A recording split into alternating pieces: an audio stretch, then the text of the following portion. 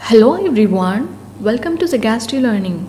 ఈరోజు Sagacity Learningలో English literature DSC సిలబస్లో ఇంగ్లీష్ లిటరేచర్కి సంబంధించిన poem where the mind is without fear by Rabindranath Tagore ఇది నేర్చుకుందాం. So first poetry of introduction. Rabindranath Tagore May 7th, 1861 కల్కటాలో జన్మించారు. August 7, 1941లో ఆయన మరణించారు కల్కటాలోని.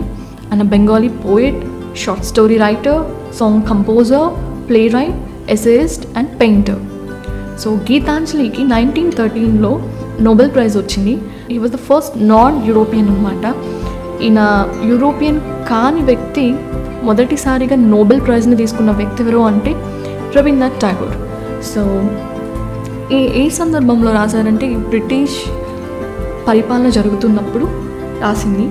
ఈ పోయం ఒక కీ పాయింట్స్ ఏంటంటే భయము లేని భారతదేశం, India free from fear, knowledge free India, జ్ఞానం నర్జించడానికి ఎలాంటి ఆటంకం లేని భారతదేశం, యూనిటీ ఆఫ్ పీపుల్, ఐకమత్యం కలిగి ఉండేటువంటి భారతదేశ ప్రజల గురించి, pray to God to wake the country, తన దేశాన్ని మేల్కొల్పమని భగవంతుడికి ప్రార్థన చేస్తున్నారు రవీంద్రనాథ్ ఠాగూర్ ఈ యొక్క పోయంలో.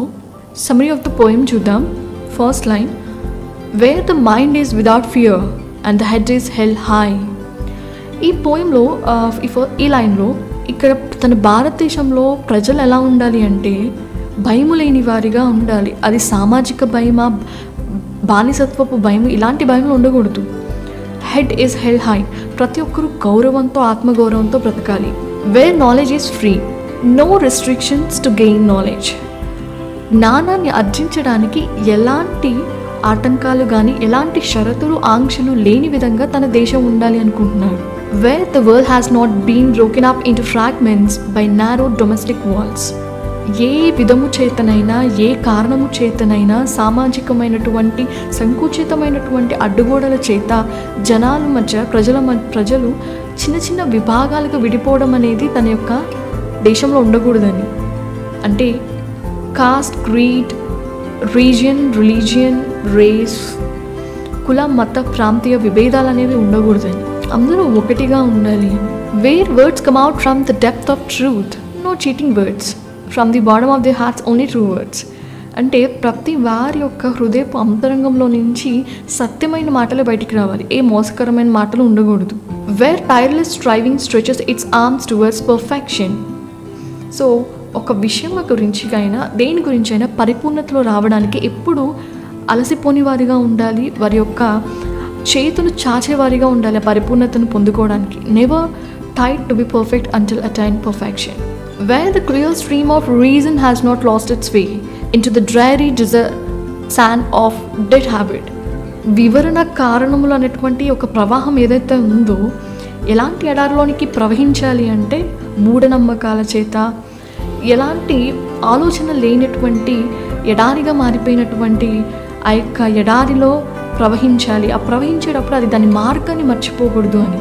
Stream of reason flows into the dry land of superstitious beliefs, where the mind is led forward by thee into ever widening thought and action.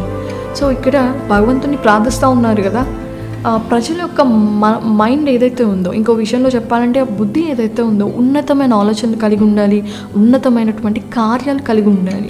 అలాగున దేవుడా, భగవంతుడా నీ చేత నడిపింపబడాలి అని చెప్తున్నారు. In to that haven of freedom my father let my country awake. అలాంటి స్వర్గసీమగా ఉండాలి, అటువంటి రాజ్యంగా ఉండాలి. అంటే ఎలా ఉండాలి? సత్యం ఉండాలి, భయం ఉండకూడదు, సెల్ఫ్ రెస్పెక్ట్ ఉండాలి, గౌరవం ఉండాలి, ఉన్నతమైన ఆలోచనలు, కార్యాచరణలు ఉండాలి. అలాంటి పదంలో my father let my country awake, నా యొక్క దేశం మేల్కొల్పబడాలి అని రవీంద్రనాథ్ ఠాగూర్ ఈ యొక్క పోయంలో చెప్తున్నారు.